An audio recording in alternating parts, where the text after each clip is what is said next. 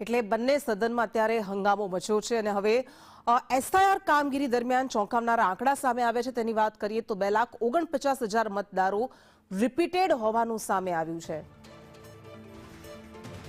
તો 20 લાખથી વધારે મતદારો એ કાયમી સ્થળાંતર થયેલા છે। 14,96,000થી વધારે મતદારો અવસાન પામેલા છે। અવસાન પામેલા મતદારોના નામ પણ યાદીમાં હતા।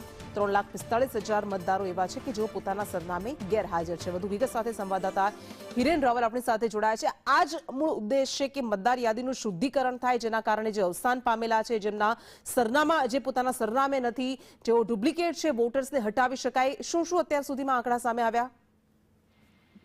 4 ડિસેમ્બર છેલ્લી તારીખ હતી અને એ ટાર્ગેટ સાથે જે કામગીરી ચાલી રહી હતી, જો કે એમાં સમયગાળો લંબાવવામાં આવ્યો છે। અત્યાર સુધી જે કામગીરી એસઆઈઆરના સંદર્ભમાં થઈ છે, એમાં જે આંકડાઓ સામે આવ્યા છે, એમાં સરકારી માહિતી પ્રમાણે લગભગ 14.96 લાખ મતદારો એવા છે કે જે મૃત્યુ પામેલા છે અને એમના નામો યાદીમાં છે એવા નામો સામે આવ્યા છે। આ ઉપરાંત 3.45 લાખથી વધુ મતદારો એવા છે કે જેમનું જે ફોર્મની અંદર સરનામું છે એ સરનામા પર તેઓ હાજર નથી।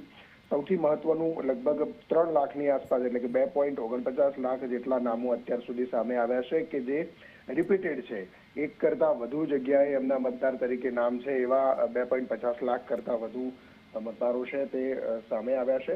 20 લાખ મતદારો એવા છે કે જેમનું કાયમી સ્થળાંતરિત થઈ ચૂક્યા છે, એટલે કે એમનું જે સરનામું છે એ સરનામાના બદલે અન્ય જગ્યા પર તેઓ રહેવા ગયા છે અને પરંતુ નામ જૂની જગ્યાએ ચાલે છે એવા નામો પણ સામે આવ્યા છે।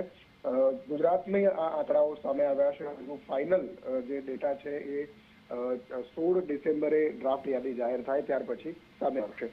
જી આભાર।